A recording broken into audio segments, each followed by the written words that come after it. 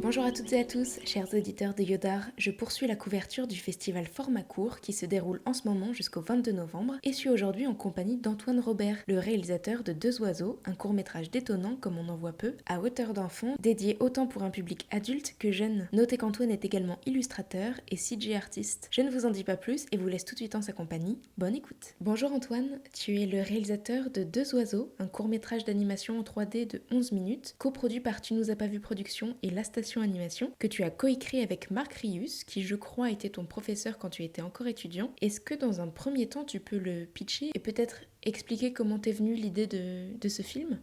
Bonjour Aline, oui c'est ça, tu as tout juste, merci et enchanté. Et donc, alors le pitch, c'est un court-métrage d'animation qui raconte l'histoire d'un petit garçon qui s'appelle Jean, qui est en vacances d'été chez ses grands-parents, dans la campagne du Sud-Ouest à la fin des années 60. Et comme tout garçon solitaire, il s'amuse comme il peut avec ce qu'il a sous la main et une manière bien singulière de s'amuser avec les animaux qui l'entourent jusqu'au jour où malencontreusement, il abîme une mésange, il tue une mésange et il recueille son petit oisillon. Tu l'as dit, l'histoire se déroule à la fin des années 60, en 1967 pour être précis. D'ailleurs, on entend parler occitan. Pourquoi avoir choisi cette période en particulier et pas de nos jours? Je vais parler très vite fait de la jeunesse du film. Le déclencheur, ça a été une anecdote racontée par un ami qui, quand il était gamin, avait un petit oiseau de compagnie. Il s'amusait à le trimballer dans une boîte à goûter, en fait. Puis un jour, il m'a raconté qu'il a rangé la boîte à goûter, il l'a oublié. Puis c'est sa mère qui a retrouvé la boîte des mois plus tard avec un oiseau en piteux état dedans. Quand il m'a raconté ça, j'ai trouvé que il y avait ce que j'aimais dedans, à savoir quelque chose de à la fois drôle et quelque chose de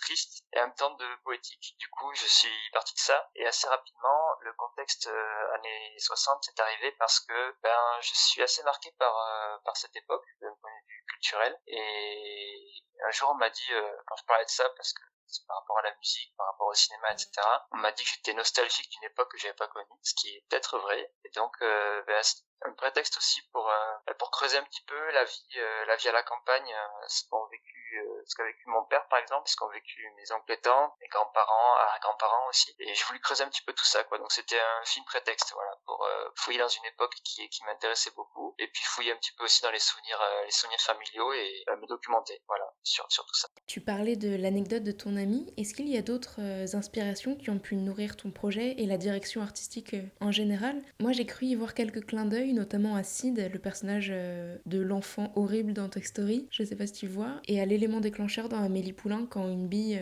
tombe dans sa salle de bain. Là, c'est une patate qui tombe et qui révèle une collection de magazines naturistes. Est-ce qu'il y a d'autres références comme ça auxquelles tu penses? Les deux que tu cites, elles sont totalement inconscientes parce que j'ai bien sûr vu les films et les ai appréciés quand je fais un bike, je l'ai pas vu pour le coup. Mais là, t'en parles et effectivement, ça me revient. Alors, c'était pas du tout intentionnel. Les références que j'avais pour le coup, j'avais envie en fait de faire une espèce de relecture un petit peu dark et décalée de ce qu'on peut avoir quand on lit Le Petit Nicolas de Sampe Goscinny. J'aime beaucoup le ton des textes de Goscinny et puis ce qui se dégage aussi du trait de Sampé. J'ai beaucoup aimé lire ça quand j'étais gamin. Et puis pareil, on plonge dans une époque et c'est vachement agréable. Donc ce côté un peu naïf enfantin, j'y tenais pas mal. Il y a aussi La Guerre des boutons. J'ai pas eu le bouquin d'origine, mais par contre j'ai été marqué par le film d'Yves Robert. D'ailleurs, rien à voir avec une famille pour le coup. Mais le film, effectivement, qui se passe dans les années 60, qui raconte cette histoire de gamins qui se battent à leur manière dans la campagne, ça m'avait pas mal marqué. Et je voulais du coup le remettre dans un contexte un peu réaliste, en fait. Et donc, c'est pour ça que je voulais partir de quelque chose d'enfantin, de naïf, un peu candide, et d'amener quelque chose de plus réaliste et cru dedans. Voilà. J'ai vu ton précédent court-métrage qui date de 2016, si je dis pas de bêtises, La grande histoire d'un petit trait. Et je dis ça parce que tu évoquais le petit Nicolas et la technique d'animation que tu avais choisie correspondait plus. Mais pour ce film-là, Deux oiseaux, tu as choisi de travailler en image de synthèse en 3D. Pourquoi? La grande histoire d'un petit trait, c'est un film de commande parce que c'est une adaptation d'un livre pour enfants qui a été écrit et dessiné par l'auteur Serge Bloch, qui est assez connu pour avoir fait les dessins de Max et Lily, puis il a bossé sur plein d'autres bouquins. C'est une star du livre pour enfants, on va dire, et pas que pour enfants d'ailleurs. Donc ça m'a beaucoup plu de bosser sur ce film parce qu'effectivement, c'était lié à l'enfance, il y a de la poésie, c'est très libre graphiquement, mais effectivement, c'est assez éloigné de ce que j'ai fait là, avec Deux oiseaux. Deux oiseaux, c'est plus dans la continuité, du coup, du court-métrage de fin d'études que j'ai co-réalisé avec 3 camarades quand j'ai fini mes études à l'école Supinfocom à Arles. Ça s'appelle MOPA maintenant. Et du coup, on avait un film de fin d'études à faire, on était 4 dessus. Et puis on était parti sur l'idée et le graphisme que j'avais proposé, qui racontait l'histoire du coup de funérailles d'un taxidermiste. Donc là-dedans, il y avait les ingrédients, je pense qu'on retrouve dans Deux oiseaux les ingrédients qui avaient été injectés dans le taxidermiste. Il y a une autre influence aussi assez importante que j'ai pas citée, qui est le cinéma belge en général, et puis le cinéma Rolando décalé de Benoît Delépine et Gustave Carverne, que j'aime beaucoup depuis leur tout début. Et donc par rapport à ça, effectivement, on va dire que dans les ingrédients de continuité, il y a un graphisme avec des personnages un peu abîmés qui ont des gros yeux gonflés, et puis une 3D un petit peu stylisée qui est à mi-chemin entre du film avec un graphisme en volume tel qu'on peut le retrouver dans des films d'animation 3D plus classiques, on va dire, entre guillemets, et puis une recherche un peu plus singulière avec une volonté de remettre un graphisme plus 2D, plus illustratif dedans. C'est pour ça qu'il y a un travail sur des matières, des petits traits, parce que quand on est en train de travailler sur ces films, autant le taxidermiste que Deux oiseaux, on est parti de mes illustrations qui sont en noir et blanc et qui sont pour le coup, qui se rapprochent un petit peu d'un travail de gravure. C'est très minutieux avec plein de petits traits de matière. Et puis voilà, avec l'envie de faire quelque chose de plus accessible, on va dire, et de différent, de pas une simple retranscription des dessins, mais il y a ce travail de recherche qui justement a donné de la couleur et puis une technique 3D à mi-chemin entre plusieurs univers. Parlons d'ailleurs, si tu le veux bien, de l'accessibilité de ton film, qui est à hauteur d'enfant, puisqu'on est dans la tête de Jean, ton protagoniste, qui est quand même un gamin, disons-le, assez cruel avec les animaux auxquels il s'attaque. Alors bon, j'imagine que c'est pas le seul enfant à avoir voulu essayer de torturer un insecte ou un animal, malheureusement, mais est-ce qu'un sujet comme ça est compliqué à produire et à diffuser ou pas du tout? C'est assez compliqué de faire un court-métrage tout court. Court-métrage d'animation, c'est très long, ça coûte cher l'animation, surtout quand on a besoin de plein de gens pour le faire, parce que pour ma part, comme je maîtrise pas toute la chaîne de fabrication, j'ai besoin, et puis même j'ai envie aussi de m'entourer de gens qui sont fréquents, talentueux et bien meilleurs que moi dans leur domaine. Ça crée justement, voilà, un film fait par plusieurs personnes, même si il y a cette espèce de maladie de l'auteur-réalisateur qui veut garder le contrôle surtout jusqu'à la fin. C'est quand même un vrai plaisir, un vrai défi de s'organiser, de bosser à plusieurs, parce que justement les choses sont amenées en fonction des gens avec qui tu travailles. Pour revenir à ce que tu disais par rapport à l'enfant là qui est cruel avec les animaux, toi par exemple, est-ce que tu as des souvenirs personnels de... Alors moi je me souviens que j'avais été traumatisée en maternelle. Dans la cour d'école, il y avait une invasion de gendarmes et par mégarde un jour j'en avais écrasé un et ça m'avait vraiment traumatisée de voir le liquide verdâtre là qui en sortait, c'était ignoble. Bon après à côté de ça, je suis végétarienne depuis que j'ai 4 ans. Le premier chien que j'ai trouvé c'était à la SPA. Enfin j'ai jamais torturé d'animaux quoi, au contraire. Mais c'est vrai que plusieurs de mes amis ou connaissances m'ont déjà raconté des trucs comme ça, ouais. Ouais, tu vois, là, c'est par rapport à ce que tu dis. Moi, à titre perso, je dis pas ça pour plaider non coupable, j'ai pas de souvenir d'avoir fait des choses particulières avec des animaux, qu'ils soient petits ou gros. Et je suis sûr d'avoir fait comme tout le monde, d'avoir écrasé des fourmis, d'avoir peut-être essayé de faire griller des gendarmes ou des petits insectes avec du verre pour faire un effet loupe ou des trucs comme ça, quoi. Mais j'ai pas de souvenir particulier perso. Par contre, effectivement, je suis convaincu, parce qu'effectivement, ça m'a été raconté aussi par des copains, et puis voilà, des histoires plus ou moins connues, des trucs qu'on raconte dans les cours de récré, etc. C'est des choses qu'on fait, quoi, et le gamin, justement, c'est un truc justement aussi qui m'a intéressé, c'était l'âge de raison, le moment auquel un gamin prend conscience de ce qu'est le bien et le mal, qui se situe entre 7 et 8 ans. J'ai pas fait des recherches très poussées, mais ça m'avait interpellé parce que justement, ce qui m'intéressait beaucoup, un des trucs qui m'intéressait beaucoup avec ce film, c'était d'essayer de capter un vrai naturel chez un enfant. Et un gamin, ça a parfois des attitudes un peu étranges, parfois, le gamin, il est ailleurs, sans filtre, et c'est ce côté-là qui m'intéressait beaucoup parce que ça peut être en bien comme en mal, quoi. Et en l'occurrence, justement, jouer avec cette espèce de cruauté inconsciente, et puis justement faire un moteur narratif, c'était quelque chose que je trouve intéressant, et puis qui est un déclencheur qui permet de changer ce qui se passe dans la tête du gamin. Mais c'est intéressant que tu parles de ça parce que dans les préparations du scénario, j'avais fait lire à justement une des potes qui a produit, il m'avait dit que le gamin on s'y attachait pas parce que c'était une brute quoi, il était super cruel et on n'avait aucune empathie pour lui,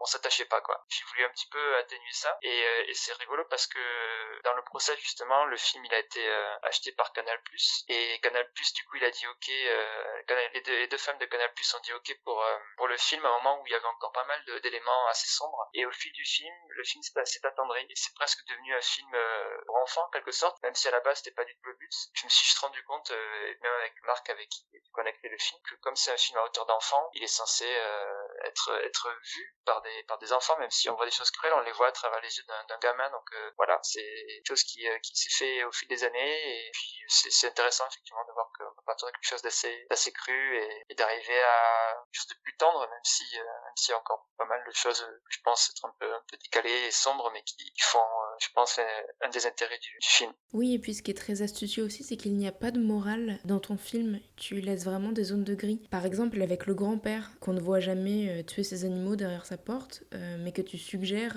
très bien en hors-champ. D'ailleurs, j'aimerais bien qu'on parle du son, si tu le veux bien. Il y a un travail incroyable de bruitage, très impressionnant, si tu veux rebondir là-dessus. Ouais, bien sûr, ouais, très volontiers, parce que on n'en parle pas assez généralement. Et c'était fabuleux de bosser avec Pierre-François Renouf et son studio Le Refuge. Il a fait un boulot fabuleux, très précis.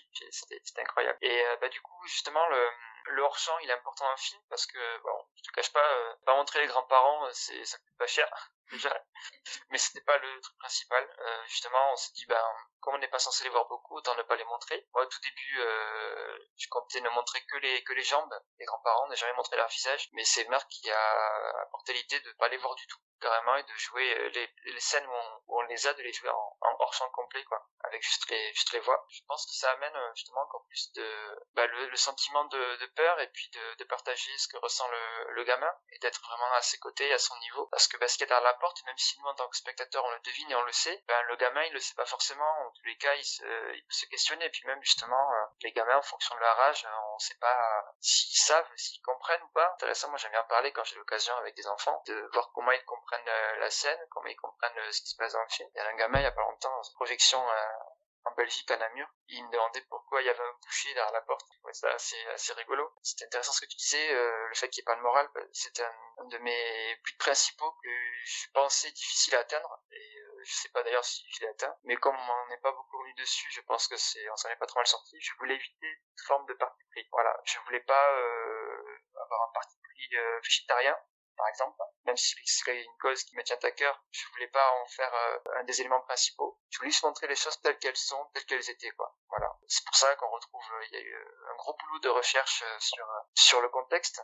Moi, j'ai beaucoup discuté avec, du coup, ma famille, des parents d'amis, fait beaucoup de recherches, vu des films, lu des livres sur ce que pouvait être la vie dans la campagne ariégeoise de la fin des années 60. La maison qu'on voit dans le film, pardon, c'est à très peu de choses près la maison de mes arrière-grands-parents, dans laquelle justement mes oncles et tantes ont passé beaucoup de leurs vacances dans l'Ariège. Et du coup, par rapport au comportement des grands-parents, moi je voulais pas justement qu'on juge leur entre guillemets, entre gros guillemets, leur sauvagerie, le fait que le gamin soit assez livré à lui-même. De ce que j'ai retenu, de ce que j'ai en tout cas, de ce que j'avais comme image et de ce que j'ai effectivement découvert en discutant, en lisant, etc. C'était ça, quoi. C'était que malgré peu de choses à portée de main, quand on était en vacances à la campagne, on était beaucoup plus libre que maintenant. Enfin, cette génération-là, ils s'estiment beaucoup plus libres et avec beaucoup plus d'imagination, beaucoup plus de chances d'avoir vécu ça que les générations actuelles, malgré le fait qu'il y ait beaucoup moins de choses à portée de main pour se divertir. Et c'est vrai qu'aujourd'hui, j'ai l'impression aussi qu'on a de moins en moins de liens avec la nature et avec les animaux. De fait, quand on est citadin, on va pas croiser une chèvre comme ça au coin de la rue, donc... Ouais, je peux pas le juger vraiment parce que j'ai pas assez creusé ce qui se passe maintenant, les générations de maintenant, les jeunes générations. Mais par contre, effectivement, de ce que je constate, c'est que il y a de plus en plus d'immeubles et de moins en moins de place laissée à la nature. Et puis c'est quand même un débat assez contemporain et très urgent, l'urgence climatique, l'importance de la préservation, etc. Et effectivement, d'ailleurs, c'est chouette que t'en parles parce que c'est un des autres éléments qu'on a voulu mettre un petit peu en avant avant, même si c'est très très discret, c'était justement cette espèce de confrontation entre la vie et la campagne dans le film. Le fait que ce soit un petit citadin qui aille à la campagne et qui ait pas les mêmes outils, qui ait pas les mêmes repères, c'était assez chouette, et maintenant je pense que c'est encore plus fort. Moi j'ai eu la chance d'avoir grandi à la campagne, même si c'est pas la même campagne que celle du gamin, moins isolé, mais justement c'était aussi quelque chose de souhaiter ça, de faire un film qui soit à la fois très précis dans son contexte et ce qu'il montre, mais en même temps très universel. Voilà. Parce qu'en fait, on raconte l'histoire d'un gamin en vacances chez ses grands-parents à la campagne. Et même si tous ces éléments-là ne se retrouvent pas dans la vie de tout le monde, il y en a un petit peu qui est commun à tout le monde. Savoir le fait de passer des vacances chez les grands-parents et ou le fait de passer des vacances à la campagne, peut-être aussi des vacances seules. Voilà, c'est des choses qu'on trouvait intéressantes de pointer. Et tu parlais aussi tout à l'heure de la réception du film. Tu as pu le montrer au FIF et dans d'autres festivals. Ça devrait pas, mais j'ai l'impression que c'est presque un choix politique de montrer ton film à un public jeune. Peut-être que des parents peuvent être frileux que leurs enfants voient ce genre d'images. Est-ce que tu as eu affaire à des débats ou pas? Alors, j'ai pas eu de retour négatif, ce qui est super. Moi, je m'attendais à avoir justement des retours par rapport à ce qui est montré par rapport à la viande, etc. Parce que comme je te disais, je voulais faire un film qui soit assez neutre et qui montre les choses telles qu'elles pouvaient être à l'époque. Et après, chacun fait sa tambouille. Ce qu'on montre, un gamin, quel que soit ses... Toi, tu disais que tu avais arrêté de manger la viande à 4 ans. Il y en a qui arrêtent de manger la viande plus tard. Il y en a qui arrêtent pas de manger de la viande pour autant. Mais en tous les cas, c'est quelque chose qui marque. Et je trouve ça important de montrer à quel point on peut être marqué par quelque chose comme ça, mais en essayant d'être justement assez distant par rapport au sujet. Ce que je retiens, et je vais te raconter une petite anecdote, quand on faisait le film, dont le film s'est fait à Arles, si on en reparle après avec dans le détail, on parlera des deux sociétés de production qui ont coproduit le film, mais du coup il s'est fait en quasi-intégralité à Arles le film, et j'ai un ami illustrateur ici, qui a une fille qui à l'époque avait 6 ans je pense, qui d'ailleurs a dessiné a écrit le titre du film et a fait les dessins qu'on a mis sur le mur de la chambre du gamin dans le film. Cette fille qui s'appelle Rose, il lui avait montré l'animatique. L'animatique, c'est ce qu'il y a entre le storyboard et le film, ce qui sert de base à l'animation pour la suite. Il avait carrément montré l'animatique du film, et moi j'étais surpris parce que je me suis dit mince, c'est pas un film pour les enfants, mais il lui a montré quoi. Et c'est ça qui était le déclencheur justement de ce que je te racontais tout à l'heure sur le fait que petit à petit le film s'est transformé et est devenu peut-être un petit peu plus léger tout en gardant une certaine noirceur et une certaine petite radicalité. Mais effectivement voilà, c'est le fait que pour lui c'était naturel de le montrer à sa fille, parce que sa fille elle a l'âge du garçon dans le film, donc c'était normal de lui montrer et qu'elle soit confrontée à ça. Donc moi je pense que effectivement le film peut être montré à tout le monde, enfin en tous les cas au moins à des enfants qui ont l'âge du gamin dans le film, donc 6, 7, 8 ans par là. Et puis après j'ai pas eu de débat et de discussion particulière avec des parents, si c'est du coup cette remarque de cet ami illustrateur dont je te parlais. Et après sur les enfants, la séance que j'ai faite au FIF, qui est la dernière du coup que j'ai faite et qui est une séance enfant, voilà, c'était fabuleux d'avoir tous ces gamins dans la salle. Et puis ils ont rigolé quand on découvre le magazine Naturiste. Ils ont fait comme beaucoup de gens là, il y a une scène où j'en dévoilerai pas trop pour les gens qui vont écouter le podcast et qui regarderont le film, mais il y a une scène où qui fait basculer le film, où il y a une petite tension, et puis il y a tout le monde dans la salle, que ce soit les gamins, les parents, les grands-parents, qui font comme ça quoi. Et c'est assez incroyable justement de voir les émotions et les réactions des gens à vif. La boîte de distribution, une distribution qui est gérée par Lise Grosjean, justement a fait ce choix d'envoyer le film dans des festivals qui sont pour certains orientés enfants. Et je dois dire à ma surprise, le film il est pris dans des sélections enfants plus que ce que je pouvais imaginer. Et c'est quelque chose une chose à laquelle j'avais pas pensé à la base, mais qui fait sens. Donc ça m'appartient pas totalement, parce que à la base il y avait cette volonté de faire un film sans contrainte particulière. Évidemment quand on montre des films à des enfants, on réfléchit à ce qu'il y a dedans. Et je suis membre d'un comité de classification au CNC, donc c'est quelque chose qui me tient beaucoup à cœur aussi.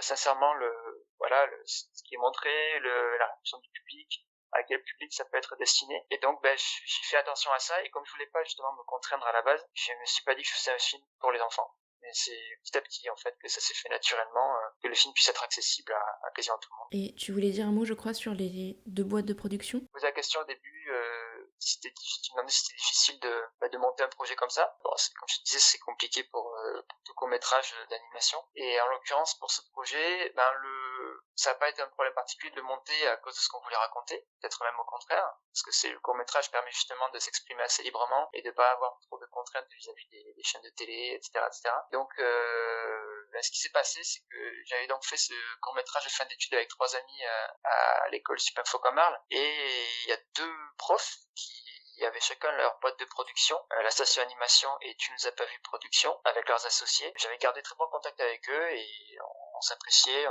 mutuellement. Et donc, quand j'ai commencé à bosser sur ce projet, je suis allé les voir, en fait. Ce sont les premiers que je suis allé voir, chacun de leur côté, pour leur proposer le film. Et puis, au début, c'était un peu compliqué. Ils savaient pas trop quoi faire, en aimant le projet. Puis un jour, en fait, ils sont venus me voir, les 2 ensemble, en me disant, on est chaud pour faire le film avec les associés. C'est comme ça que ça s'est lancé, sachant qu'ils ont chacun plusieurs associés, et même si c'est un contact privilégié que j'ai eu avec eux. D'ailleurs, Marc Rius, il a été, quand j'écrivais les premières versions du film, j'ai demandé son avis. Il avait un rôle de script doctor, et puis après, une fois qu'il est devenu coproducteur, il est aussi devenu co-scénariste. On a écrit le film ensemble, et c'est même lui qui a fait la version définitive du scénario, parce que c'est son métier et qu'il le fait bien mieux que moi. On peut peut-être parler de tes prochains projets si tu en as, et est-ce que tu t'associeras à nouveau avec la même équipe et avec les mêmes producteurs ou non? J'ai pas de principe particulier. J'en profitais pour dire un petit truc aussi par rapport à... Je parlais de direction artistique tout à l'heure. Justement, avec le taxidermiste, on avait voulu faire cette adaptation de mes illustrations en 3D. Et là, on a voulu pousser un petit peu plus loin, un petit peu différemment le process, tout en gardant les mêmes ingrédients. Et j'ai bossé avec une personne qui s'appelle Gaëtan Angèle, Tu nous as pas vu, ici à Arles, qui s'occupait du coup de faire le look dev du film. Et comme moi, je maîtrise pas les outils aussi bien que lui. Et j'en parle aussi parce que ça fera écho avec un prochain projet sur lequel je suis en train de plancher en ce moment. Je lui avais montré mes illustrations en noir et blanc, et je lui ai donné des références de films en prise de vue réelle pour le coup. Pas vraiment d'animation, même s'il y en avait quelques-unes pour essayer de s'aiguiller un petit peu. Comme il y a déjà eu le taxidermiste qui pouvait servir de base, l'idée c'est de trouver un entre-deux entre mes illustrations en noir et blanc et puis ce qui se dégage de certains films en prise de vue réelle, et en particulier un film de Raymond Depardon qui s'appelle La vie moderne, qui est le dernier volet de sa trilogie Profil paysan. Il y a un grain dedans et une couleur, une campagne en fait qui ressort de ces images que je trouvais assez fabuleuses, parce que c'est à la fois une image tendre et agréable. La campagne, la jolie campagne verte, c'est vachement agréable et ça évoque plein de choses positives. Et en même temps, dedans, il y a une espèce d'usure et de grain et puis de nostalgie un petit peu désaturée que je trouvais vachement intéressant à exploiter. Donc voilà, l'idée c'est d'essayer de trouver quelque chose qui puisse retranscrire tout ça à la fois, qui soit mi-chemin entre un univers 2D et puis un univers 3D plus classique quelque part. Et puis pour le bosser avec les gens avec qui j'ai bossé, c'est pas prévu en particulier. On verra comment se goupillent les choses, parce que c'est compliqué de faire un court métrage, c'est étalé sur plusieurs années, et tout le monde planche sur d'autres choses à un certain moment, parce qu'il y a des moments de pause, parce qu'il faut trouver des financements, etc. Et sinon, du coup, je reste assez proche d'eux pour des projets différents. Avec Marc, on a fait un livre pour enfants qu'il a écrit et que j'ai illustré, par exemple. Un livre qui s'appelle La nuit où j'ai grandi et qui est sorti l'an dernier, en avril, je crois, aux éditions Actes Sud Junior. Voilà, s'il y a des gens qui écoutent, qui ont des enfants qui ont du mal à dormir, peut-être que c'est une histoire qui pourra les aider. Marc a une très belle écriture, très poétique, avec une pointe de noirceur sur justement, c'est une histoire d'un gamin qui grandit, encore une fois. C'est quelque chose qui m'interpelle pas mal. Et puis j'essaie de faire des illustrations un petit peu fantastiques, un petit peu étranges dedans, de faire une espèce de monde imaginaire du gamin un peu particulier. Et donc voilà, on se voit encore à côté pour des projets comme ça. Et ensuite, Michel Corté, qui travaille à la station animation, il m'avait fait rencontrer de mes idoles, qui est Benoît Delépine, parce qu'il se trouve que c'est un de ses amis de longue date, ce que je ne savais pas. Et donc c'est un hasard.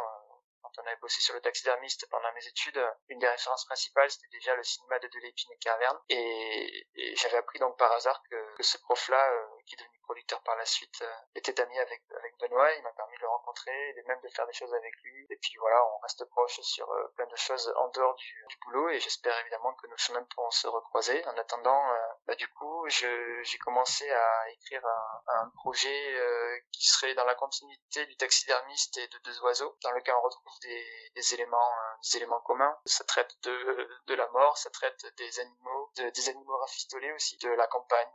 voilà, des thèmes qui me tiennent à cœur. Et puis avec Deux oiseaux, j'ai eu l'occasion du coup de creuser pas mal le contexte régional en fait, et sans être trop sans trop forcer le trait quoi du franchouillard. J'aimais bien cette idée de montrer des choses qu'on voit pas souvent, et en l'occurrence tu parlais de l'occitan, il me semble tout à l'heure.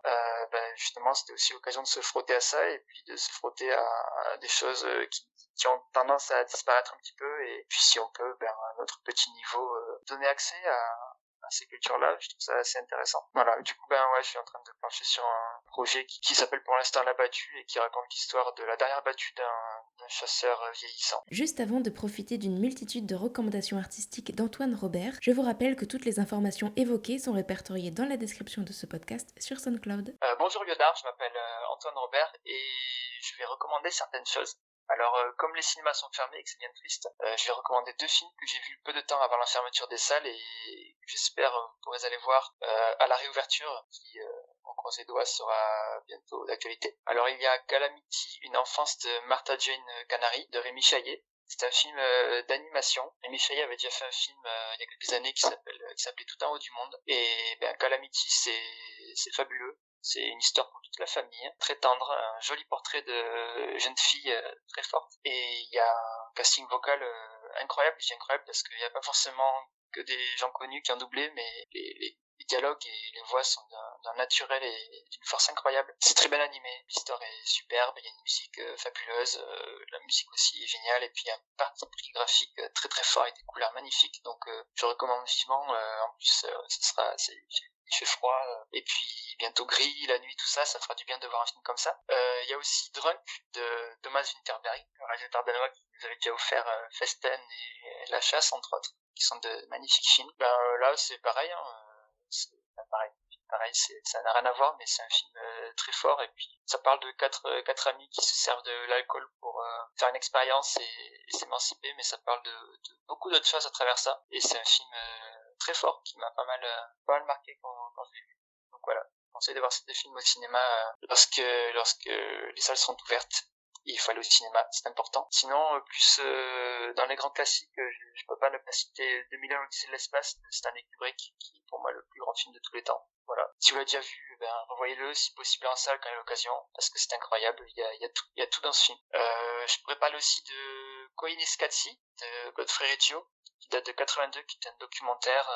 On va dire que c'est un documentaire. C'est une expérience hypnotique très forte, autant visuelle que sonore. Et puis le voir maintenant, je pense que ça fait à la fois mal et ça interpelle.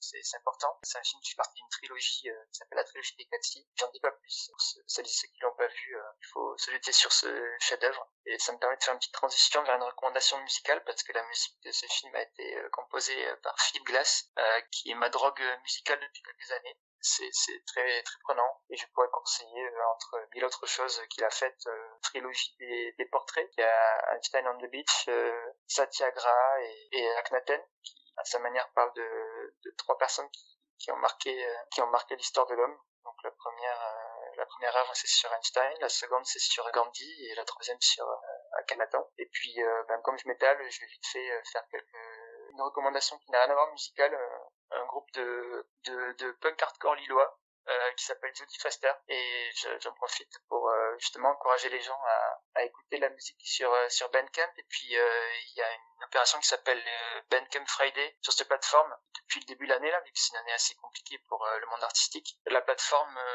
le premier vendredi de chaque mois. Je crois qu'ils font ça jusqu'à la fin de l'année. Peut-être qu'ils vont continuer, on va voir. Dans tous les cas, la prochaine, c'est du coup le premier vendredi de décembre. Ils offrent tous les revenus des achats ce jour-là aux artistes. Voilà, ils prennent aucune commission. Vous pouvez aller acheter les albums de Jodie Foster sur Bandcamp ce vendredi-là, par exemple. Et puis, pour finir, des recommandations bouquins avec j'en ai pas parlé, mais c'est une influence assez importante en termes de narration et même de graphisme aussi. C'est l'univers de Winchlus, qui est connu aussi sous le nom de Vincent Paronneau, qui a fait entre autres choses la bande dessinée Pinocchio, une adaptation de Pinocchio qui est assez incroyable, qui date de 2008 et qui a eu, si je ne me trompe pas, le Fauve d'Or au Festival d'Angoulême l'année suivante, en 2009. Voilà, c'est pas pour les enfants. Il y a très peu de dialogue, mais c'est complètement dingue. Narrativement, visuellement, c'est fou et c'est un chef-d'œuvre à découvrir absolument. Puis d'ailleurs, généralement, ça a été édité chez les Requins-Marteaux, qui est une maison d'édition que je recommande très fortement. Vu qu'on peut point and cliquer chez les libraires indépendants, et faut pour acheter des bouquins de Requins-Marteaux en point and cliquant chez les libraires indépendants. Voilà, je crois que j'ai fait le tour de choses qui me tenaient à cœur de parler. Je remercie infiniment Antoine, mon invité, ainsi que le festival Format Court. Yodar, c'est fini, mais je vous retrouve très vite. Prenez soin de vous et à bientôt.